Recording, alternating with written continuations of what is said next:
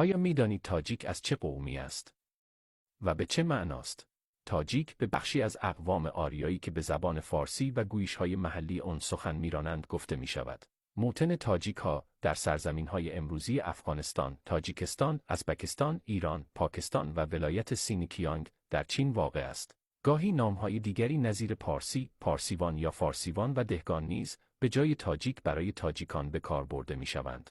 از نظر فرهنگی و تاریخی، تاجیک‌ها دارای تمدن و فرهنگ غنی و قدیمی هستند که ریشه‌های آن به دوران امپراتوری‌های باستانی همچون ساسانیان و ایران باستان باز می‌گردد. فرهنگ و آداب و رسوم این قوم تأثیر گرفته از میراث فرهنگی ایرانی و اسلامی است. موسیقی، شعر، ادبیات و هنرهای سنتی در میان تاجیک‌ها از اهمیت و جایگاه ویژه‌ای برخوردار است. در میان تاجیک‌ها، شاعران و نویسندگان بزرگی چون رودکی، فردوسی، حافظ، سعدی و مولانا شناخته شدند که نقش مهمی در حفظ و اشاعه زبان و ادب فارسی داشتند.